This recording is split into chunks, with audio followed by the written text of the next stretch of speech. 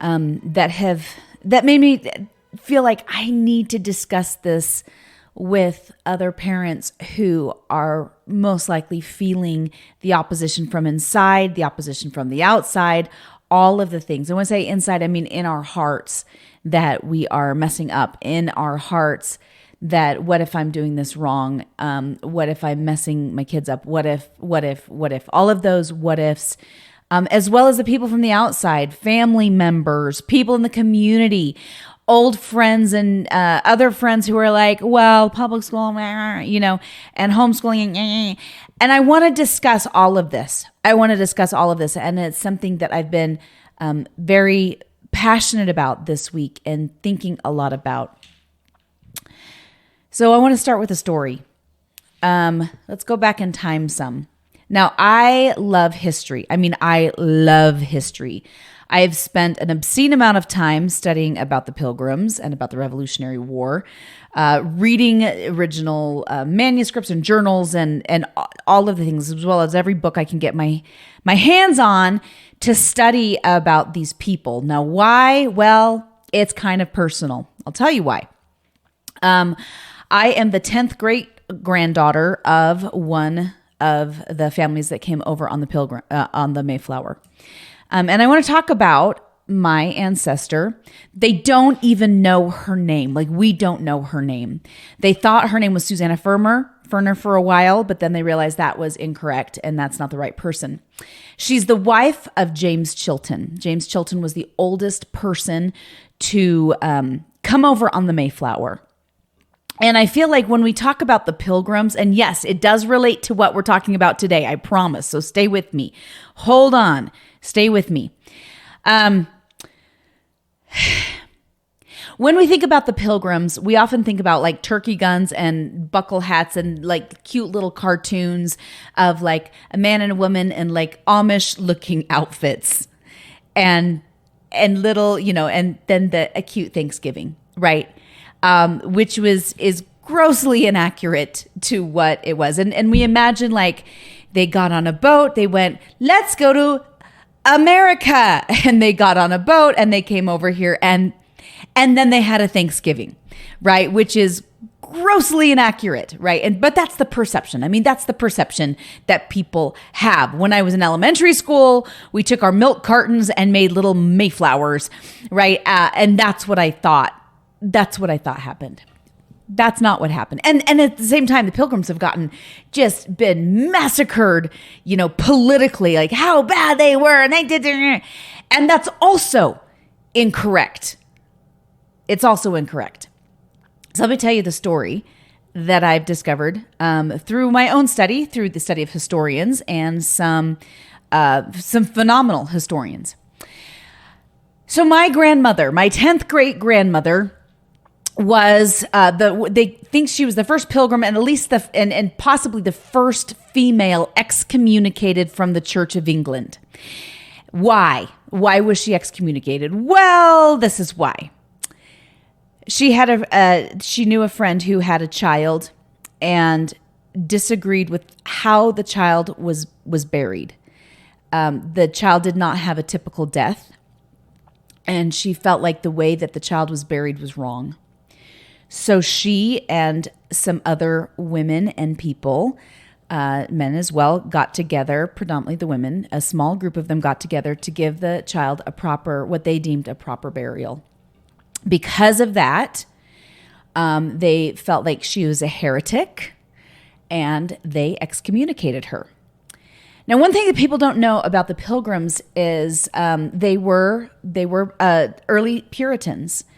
And also the Puritans have gotten a pretty bad rap. They get more and more extreme as time goes by. But at the early Puritans, and they were called the Separatists, these Pilgrims, when they were in England, they disagreed with the doctrine of the church because they felt like King James was being set up more and more and more like a god, and it bothered them. So they started to meet in secret because they were considered treasonous to the crown if they didn't believe and preach the way that King James said they needed to. And they passionately disagreed with him being set up as a god, right? And they wanted the pure doctrine back. And so they'd have to meet in secret in order to worship. And they would. When they were found, many of them were killed for treason. They had extreme persecution. I mean, it was really, really bad. And they got to the point that they had to escape because it became physically dangerous for them to believe the way that they believed. And so they escaped to Leiden, Holland. And they were able to have some amount of religious freedom in Leiden. Some things happened. My grandfather, during a riot that was happening, happened to get in the middle of the crossfires, even though he wasn't involved in it. He gets a rock thrown at his head, and his head splits open, and it requires surgery. And this is James Chilton. We don't know my 10th great grandmother's name. They don't know who she was. They don't have the record of what her name is. So she just is referred to as Mrs. Chilton. I have named her Sarah just because I like that name. And anyway, that's the name I've given to her, even though I don't actually know what her real name is. So they're in Leiden, Holland. And they have the desire to take the gospel of Christ to the world, this little band of pilgrims. But they were thwarted on every single mission. And at the same time, they didn't want their children growing up believing that they were Dutch, because they still respected their British heritage. They still respected their English heritage. And they wanted their children to understand the traditions that they came from. And so there's a lot going on in these people's hearts and minds, the least of which was that they felt like they were being called somewhere else to travel across the ocean to come to the new world. And it wasn't without a lot of hardship. They were thwarted on every account. They were supposed to go on the Speedwell, which was a much bigger ship. Somebody sabotaged the ship, they believed, so that it was unfit to carry people anymore. They all ended up on the Mayflower, which was way too small for as many people as wanted to go. Not even the whole congregation ended up being able to go. And they go over there and just experience hardship after hardship after hardship after hardship. They end up going over there. There's records of them taking some of the Native Americans' ceremonial burial corn. And then they're always like, oh, look how they stole the corn. And that's true. They did. They ate the corn and they took it. They didn't take it at the beginning, but they took it when they felt like, oh my gosh, we're going to starve to death. And so they took the corn with the intention that they would pay it back. What's not shared by those who hate on the Pilgrims is that the Pilgrims did indeed pay every ounce of that corn back. And the relationship that they had with the Poconoet tribe ended up being a very beautiful relationship for over 50 years, up until we get King Philip's War and some things happen in the generations that followed the Pilgrims. But they ended up having a really beautiful relationship, not without its struggles, right? Because we have two different peoples coming together, and they ended up buying the land. That's the other thing that we don't talk about. Like Chief Massasoit sold them the land, even though it was ironic because he's like, we don't actually own the land. Like, who owns this? But they get a bad rap. You know, they get a really bad rap these days. And when I was a kid, it was overly simplified. But the reasons that they came over were really fascinating. They wanted religious freedom. That was 100% true. We can look in their journals and they talk about it. They felt this calling by God to move to this new world, that they felt like it was their destiny to make a difference in the world. They felt this fervor to take the gospel of Jesus Christ throughout the world, and this was their small part in it. And it wasn't without travesty. My grandfather never left the ship. He died He was the oldest person to die on the Mayflower. He never left the ship. My grandmother died within like a month, they think, that first winter of finally settling in Plymouth. And eventually then they brought one child with them, their youngest, who was 13, Mary. They think she was the first one who stepped on Plymouth Rock. They don't know for sure. And then eventually the rest of the Chiltons came, the other children, which includes my 9th great-grandmother, Isabella. But there was this passion in her. There was this rebellion in this grandmother that she wanted something better, and she had these principles, and she, even with the burial of a child, I disagree with this. No. And this was in her heart, right? Fast forward a couple hundred years, and we get the Revolutionary War. And in my head, I always thought that, like, the Americans were like, we don't want to be taxed anymore by the British. You guys half of you have never even been here, and we've been here since 1620 or whatever, right? And so now we're going to form our new country, and then we have the Revolutionary War, and that's it. And that's not quite how it happened, right? It was one step at a time, and people were getting more and more disgruntled. What I didn't realize until I started really reading really diving deep into the historiography and the history of this all, is that there were people who didn't, in our country, which wasn't a country yet, it was just colonies, who didn't want to rebel. They didn't want a revolution. They were absolutely fine with the status quo. They didn't like the fact that there was no representation in Parliament, but they just were okay going on with it. They were okay dealing with it. It was fine with them. And then some of them were like, no, we need to stay with the crown because this is how it's done. And we support the king and we believe in this. And they were called loyalists. And so we get these two different groups. And then there was those that are like, no, this is not okay. It is not okay being taxed so much. I disagree with this. They don't even live here. I disagree with this. Our family's been here for several generations now. I disagree with this. No, I want something better. I believe in something different. I believe in something better. What if we had better? And we had that. Now, the founding fathers get so much crap, and usually it's crap by people who are dumb idiots who can barely read a book. But yet, yes, there was the slave issue. And I'm not even going to go into that because it pisses me off, because we were the first country to ever fight for another group of people's freedom within our own country and enabled people to be free. So I'm not going to go down that road, but just say, yes, it was wrong, and they did something about it. There we go. But here we have these revolutionaries, which, by the way, couldn't even touch the slave issue. They had to be united just to fight England, right? So can't even touch that issue at this point. So here we have these revolutionaries who are like, no, we want something better. This is not okay, right? It's running through their blood, which makes sense, because who were most of their ancestors? The Pilgrims, who had revolution in their blood, that they went, we feel this need for something better, even if it physically isn't better for a while. It's spiritually better for us. We want this freedom.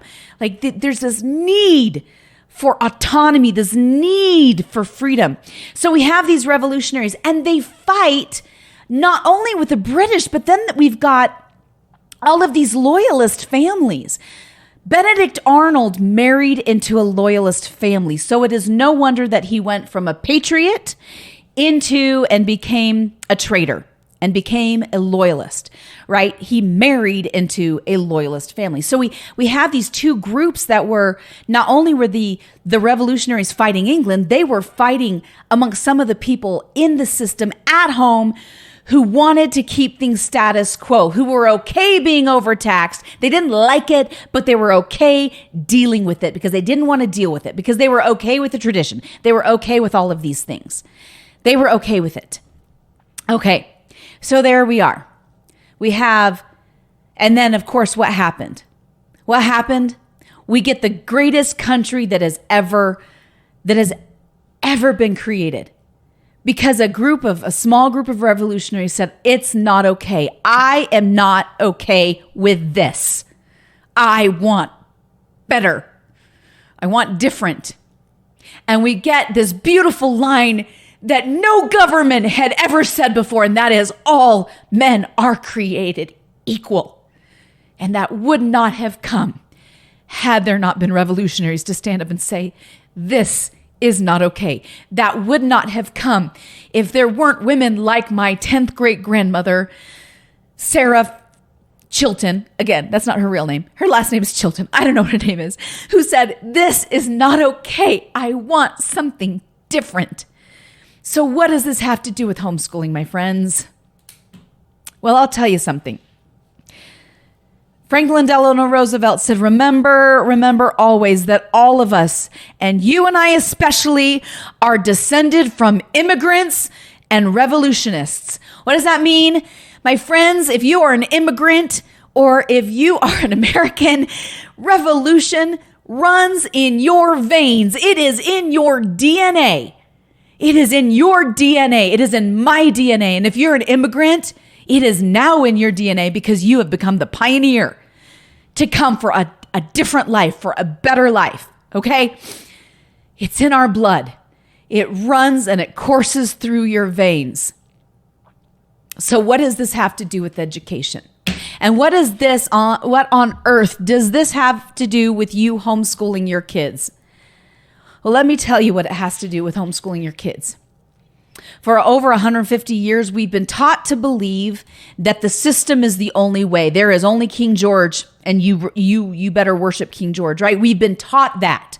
We've been taught that this is the only way to educate your children, and you are not smart. You are dumb. Only professionals know what's best for your kids. Even the National Education Association, the largest teachers union, this is what they tweeted a couple months ago. Educators love their students and know better than anyone what they need to learn and thrive. Bull crap. Educators do not know better than anyone what children need. You know who knows better than anyone what your child needs? You do. You are the parent. Those babies came to you from God. Whether it was through your womb or through adoption, it doesn't matter. Or whether they were legally given to you custody, like you got custody of them, they are your babies. And you have a God-given right to raise those kids the way that you deem appropriate, as long as it is not abusive, right? That is your God-given right. And you love those babies more than anybody else does. More than the state does, more than the teachers do, more than the administrators do, more than the school district or the school board does. You know what those children need, and they are not equipped to meet the needs of your children. They are not. You have a special needs child, they can provide some services.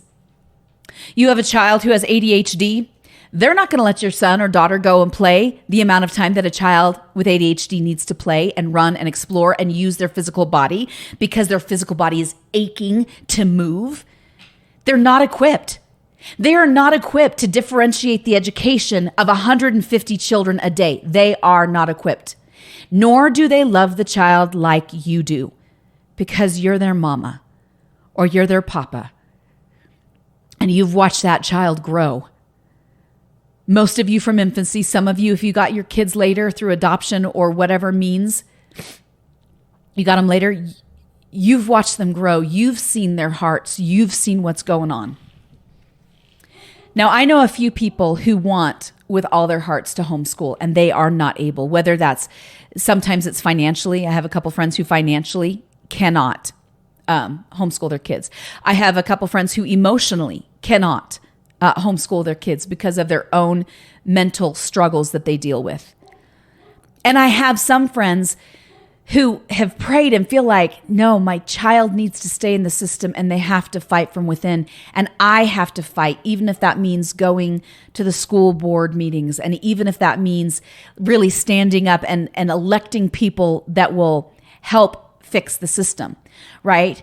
And I honor those people, because if God has put it in your heart that you need to fight in that capacity, then you do it. If God has put it in your heart that at this time, that your child needs to be in public school for a time because of XYZ, then that's what's right. I'm not God. I don't know what God puts in everybody's heart. But I know those of you who feel this draw, this call, this, you can't even describe it. And some of you who don't believe that there is a supreme power, that's fine, but you still feel it. You feel like, no, I want better for my child than this system is giving. You got to follow that. You've got to follow that and recognize that you will get opposition. And you're going to get opposition from within because you've got two things coursing through your blood.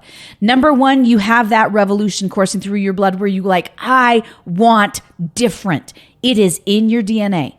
And the second thing you're going to feel is, oh my gosh, but what if I do it wrong? But the administrators say, the state says that I have to XYZ, but yet I feel like this. And what if they're wrong? And what if, do they really have to take math? I got a text from a mom last night and she said, Janae, my daughter has been crying her eyes out for weeks. This has been a problem for most of her life.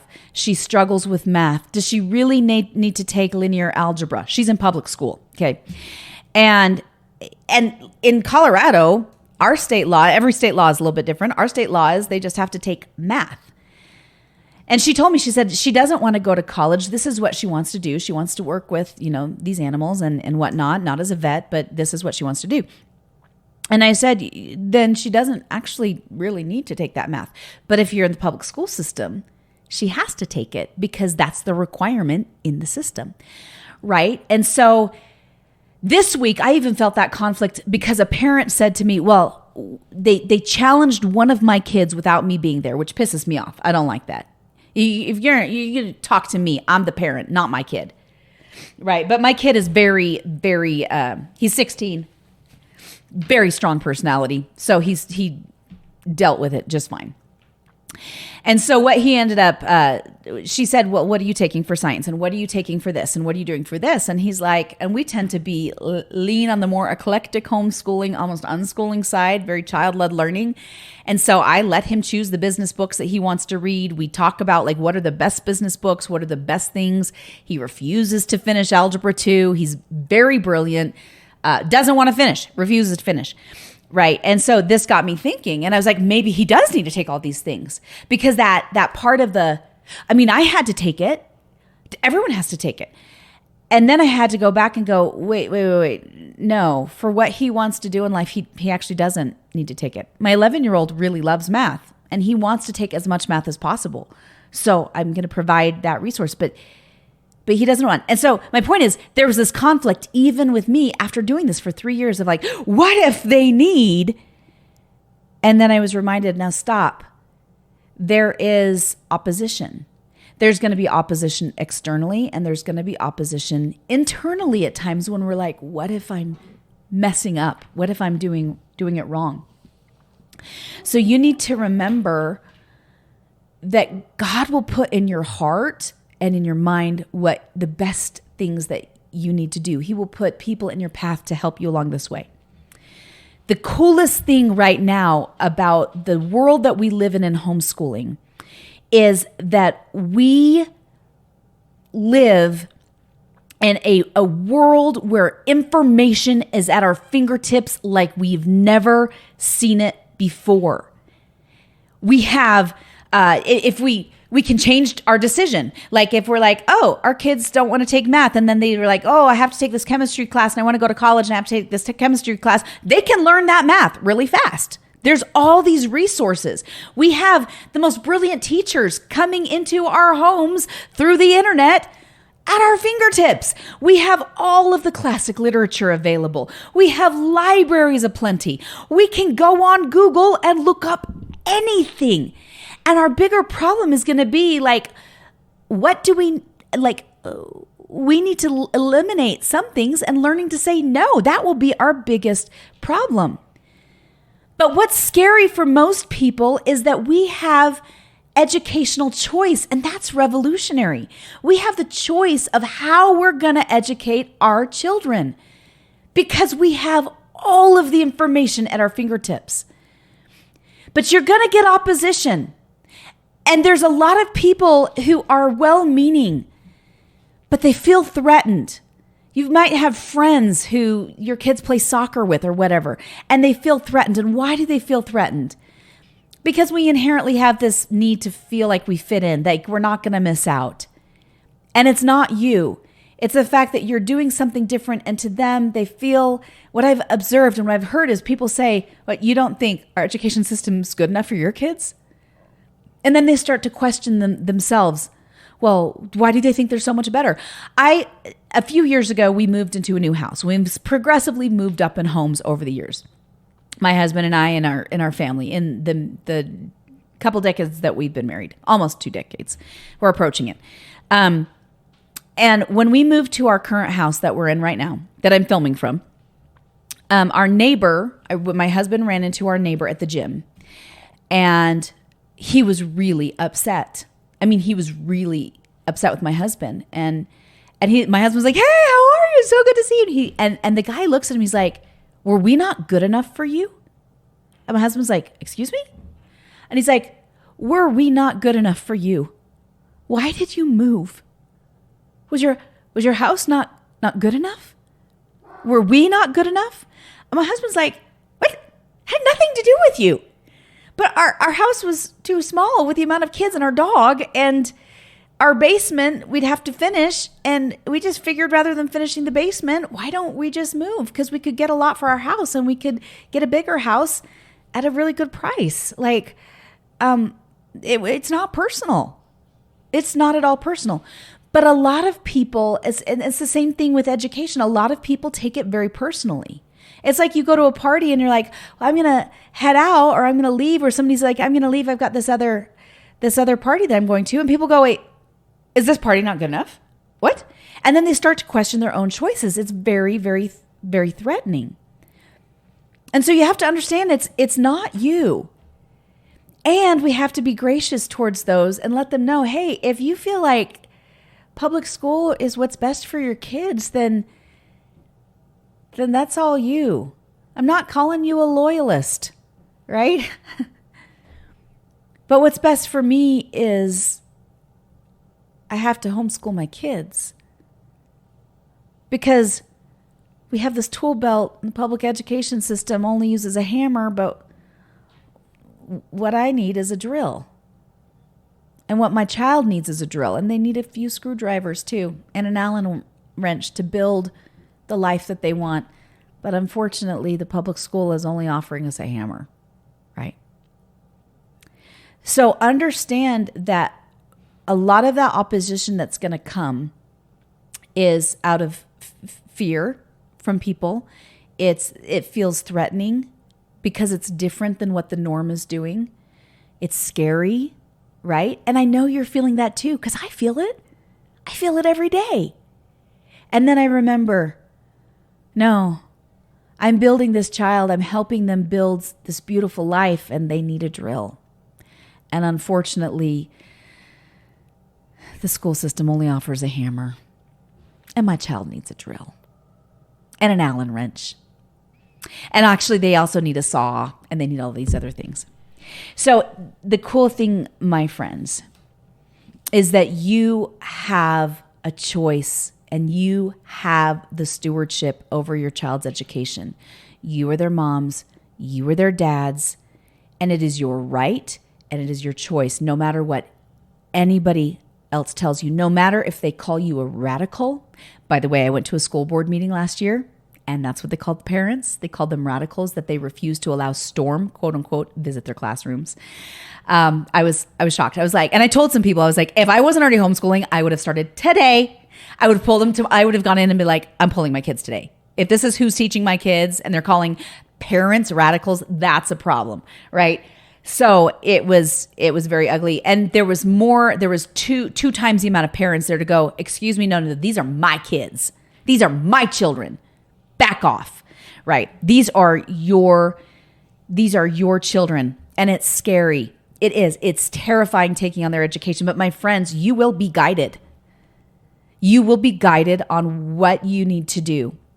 And it is terrifying and it's frightening. And I know you got to follow all the state and federal laws, right? With what they expect. But you're going to be guided on what to do and with your beautiful babies. So don't be afraid of the opposition. Remember, there is revolution coursing through your veins. 30% of the United States, by the way, came from the Pilgrims, like their ancestry is Pilgrims. Most people don't know that, but it is. Not Jamestown, it's Pilgrims. So I want you to remember that you have the right over your children. You know what's best for your children. And it might be that like what's best is, well, they go to a couple classes at the public school and then we predominantly homeschool the rest of the time, or they do concurrent enrollment. Or what's best for my child is that they go to public school for a few months and then I withdraw them because that's what our family situation needs at this time. Or it's no, there is no public school. They don't go to public school at all because I've met the village and I don't want them raising my kid. There's all these different options for you. We've never seen so many options as we have today, which is really exciting. I think that with a lot of parents too, that a lot of parents don't believe that they have the stewardship over their child's educational choice. They think that they have to be dictated what the child must study, when they must study it. Again, I have a child and I have struggled with this because I'm like, you have to take Algebra 2. And he's like, why? He went through halfway through the year and he's like, I'm not taking this anymore.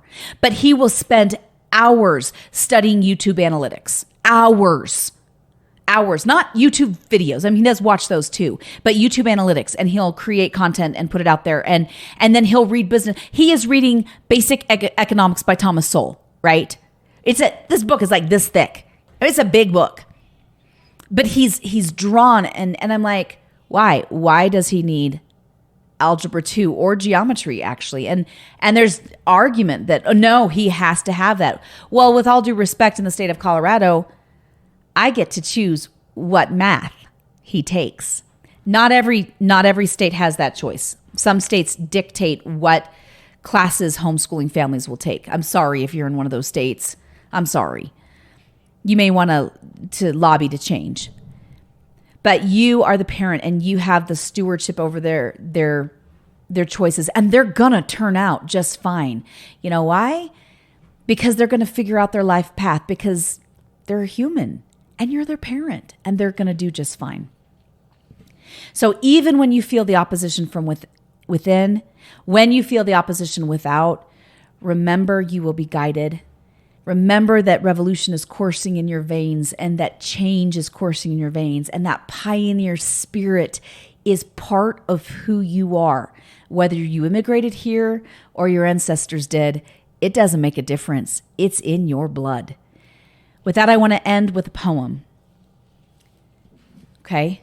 Because still, homeschooling is the minority.